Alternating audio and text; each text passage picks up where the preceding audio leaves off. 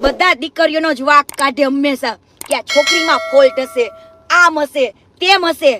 પણ છોકરીમાં ફોલ્ટ નતો મિત્ર. છોકરીમાં સેજ બી વાક નતા. ઈ તો ખાનદાની રજપૂતાણી હતી વાલા, ખાનદાની. ઈ દીકરીએ મર્યાદા ફૂંકી નથી અને હજુ પણ એની મર્યાદા છે.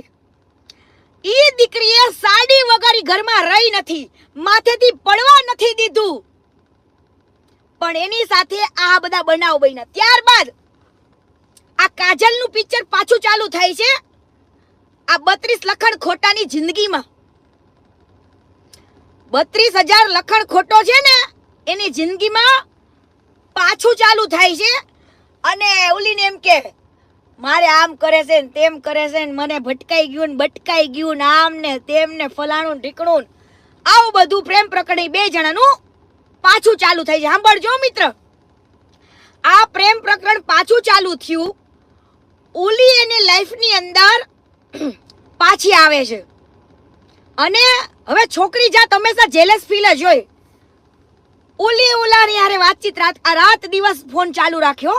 આ કાજલ, આ મેડમ છે ને કાજલ મેડમ, ઈ રાત દિવસ આનો ફોન મૂકે નહીં. રાતે ઘરે સુવાય નતો જવા દેતો આની ભેગું. રાત્રે સુવાય નતો જવા દેતો. અને રાત્રે ઘરે કદાચ ગયો હોય ને ફોન આવ્યો હોય તો ફોન ચાલુ રાખવાનો ભાઈને. આનો આ કાજલનો ફોન ચાલુ રાખવાનો, પાછો વિડિયો કોલમાં વાત કરવાની, બતાવવાનું કે હું ઘરે સૂતો છું, આમ સૂતો છું. એ બધું જ ભાભી બાજુમાં સૂતા જોતા. અને આ પ્રેમ પ્રકરણ વિશે ભાભીને ખબર પડી ગઈ. ભાભી એવું કીધું કે તમે મારી લાઈફની અંદર તો પછી આ વસ્તુ નહોતી કરવાની તમારે. પછી તમને ખબર જ છે કોઈ પણ સ્ત્રી આ બધું સહન કરી શકે નહીં. એટલે રોજ આ લોકોને ઝઘડો સ્ટાર્ટ થયો. પેલો આખી રાત ઘરે ન જાય, ઉલિયારે ફોન ચાલુ રાખે, ઘરે આવે તોય ફોન ચાલુ. એટલે પેલી કાજલે જે દિવસે એમ કીધું કે ભાઈ હું તારી જોડે લગ્ન કરવા રેડી છું, તું આને ગમે એમ કરીને કાઢ. એટલે ભાઈએ ઝઘડા ચાલુ કર્યા, પેલીને મારવાનું, હેરાન કરવાનું. આમાં એની માં ને બધા સામેલ પાછા. એક કઈ શરીફાઈ નહીં ઠોકતા. એક દીકરીની જિંદગી હારે રમી ગયા તમે બધા. તમે એક દીકરીની જિંદગી હારે રમી ગયા. હું તો કાજલના મા બાપને તે પ્રાર્થના આમ કેવા રિક્વેસ્ટ કરું છું કે તમારી દીકરીને હજુ બચાવી હોય તો બચાવી લ્યો. તમે એને નર્કમાં નાખી છે, નર્કમાં. આ શબ્દ મારા યાદ રાખજો. બરાબર? એટલે કાજલે જે દિવસે લગ્ન કરવાની હા પાડી ને એટલે રાતના 3 વાગે આનો મામો, એની માં અને આવડો આ લખણ ખોટો ત્રણેય ઇકો ગાડી લઈને ઉલીને ઢસડીને મૂકવા ગયા ઘરે. એના બાપના ઘરે ઢસડીને મૂકી આવ્યા અને ત્યાં જઈને ગળામાંથી ચેન ઝાટકી લીધો, મોબાઈલમાંથી આખો મોબાઈલ ફ્લેશ મારી દીધો ઈ દીકરીનો. બરાબર? અને એને મૂકી આવ્યા.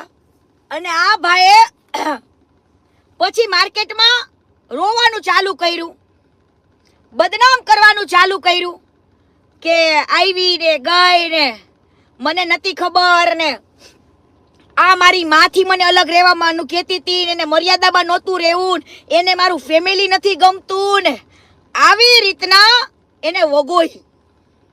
સારા લોકો પાસે આ વ્યક્તિ ગઈ. જે ભાભી ગયા ને ઈ સારા લોકો પાસે હેલ્પ માંગી છે, નામચીન વ્યક્તિઓ પાસે. પણ કોઈ વ્યક્તિની હેલ્પ કરી નહીં.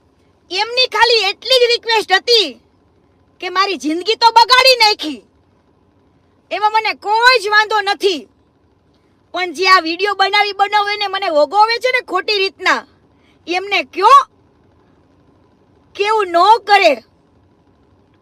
આવી સારા મોટા ફોલોવર્સ પાસે જઈને રિક્વેસ્ટ કરી કે ભાઈ અમને કયો કે મને આવા મારા નામના આવા ઇન્ટરવ્યુ નો આપે, આવા વિડીયો નો ચડાવે, મને બદનામ ના કરે.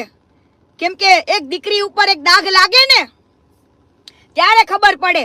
આજે આ દીકરીનું આ બધું બગાડ્યું, એને સાથે લગન તોડી નાખ્યા, પણ આ દીકરી જોડે કોઈ બીજી વાર લગન ન કરે ને એવા દાગ આપ્યા કે આ દીકરીને તો ક્યાં સાસુ ગમે છે, ફેમિલી ગમે છે, કોઈ મર્યાદા નથી ગમતી, આવું બધું કહીને બિચારીને કાઢી મૂકી આવ્યા. ગઈ નથી, મૂકી આવ્યા છે. આ શબ્દ ભૂલતા નહીં હો, મૂકી આવ્યા ઈ દીકરીને. અને ત્યારબાદ થોડાક જ દિવસ પછી એક જ મહિનામાં કાજલ મેડમની એન્ટ્રી થાય છે અને પાછો કહે છે ગેમ મેને પલટ દિયા. હું કહે છે માર્કેટમાં, ગેમ મેને પલટ દિયા. હવે ભાઈ તું ગેમ તો કેટલા દિવસથી રમતો તો ઈ દીકરી હારે, પણ આ દુનિયા મૂર્ખી છે, આ દુનિયા ગાંડી છે કે હરેક વખતે એક સ્ત્રીનો જ ફોલ્ટ જોવે છે હંમેશા. પણ ભાઈ બધી છોકરીઓ એવી હોતી નથી. આટલા આના ઇન્ટરવ્યુ લીધા પણ કોઈએ હિંમત કરી કે બે શબ્દ દીકરીને પૂછવા પડે, એની શું વેદના છે, આવું કોઈએ પૂછ્યું ના. પણ આ ભાઈને હીરો બનવું હતું હે. માર્કેટમાં મારી સાથે આવો બનાવ બન્યો, આમ ઠૂઠો મારી સાથે આવો બનાવ બન્યો, એને મારા ભાઈબંધથી મને દૂર કર્યો, હું મારા ભાઈબંધથી દૂર થઈ ગયો હે. મેં કીધું હું ઇન્સ્ટાની રીલ્સ બંધ કરી દઉં. હવે તું બંધ કરી દે હાલ, તું ઇન્સ્ટાગ્રામની રીલ્સ બંધ કરી દે હાલ. ખોટો પાછો કે મેં મારા ભાઈબંધ મૂકી દીધા, ઘરેથી રાત્રે બહાર રહેવાનું બંધ કરી દીધું તું, બધું બંધ કરી દીધું તું, છેવટે મને છોડીને જતી રહી. ઈ છોડીને ગઈ નથી વાલા, તારે આ કાજલ જોડે લગન કરવાતા ને એટલા માટે ઈ દીકરીને તમે મારીને મૂકી આવ્યા, મારીને. પણ સમજો કાજલના મા બાપને કહું છું કે આ મામાદેવની સાક્ષીએ, માં મેરડીની સાક્ષીએ કહું છું, તારી દીકરી જો સુખી રહે ને તો, જો કોઈને ચૂડીનો ચાંદલો ઉજાડીને એને મારીને જો તારી દીકરીને આની જોડે પરણાવીને જો તારી દીકરી ખુશ રહેતી હોય તો પરણાવી લો. અને સમજો આ તમારા જમાઈના કેટલા લફડા છે ને, તમારા જમાઈના આવો એક દીકરીના ઘરે લઈ જાઓ. આ 32 લખણ પૂરો છે, 32,000 લખણ.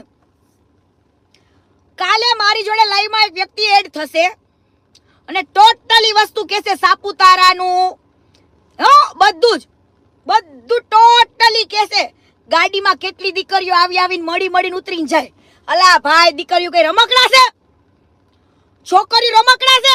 આવાના ફોલોવર્સ જોઈને હું મોહી જાવ છો તમે, આવા ઠૂઠાના ફોલોવર્સ જોઈને તમે મોહી જશો. શું તમારી જિંદગી બગાડશો?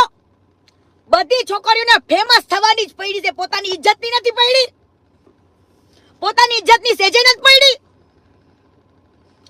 આજે આ જો આવી હોય ને કાજલ આની હારે લગન કરવા તો ફોલોવર્સ જોઈને ફેમસ થવા જ આવી છે, જિંદગી જીવવા નહીં.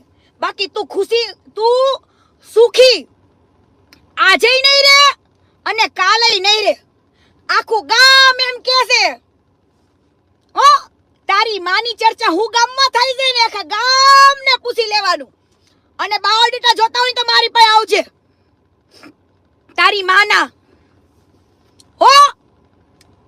માં દીકરાએ થઈને પેલી દીકરીને કાઢી મૂકી અને તમે ષડયંત્ર રમો છો દીકરીને બદનામ કરવાનું. પાછી કે મારા જીવનની અંદર મારી માં મારી માટે પહેલા છે, જો મને મારા માંથી દૂર કરે તો હું એના ભેગું થોડો રહું. એટલા માટે મેં નિર્ણય લીધો કે હાલ ભાઈ હવે તારે નહીં, હું જ તને મૂકી જાઉં.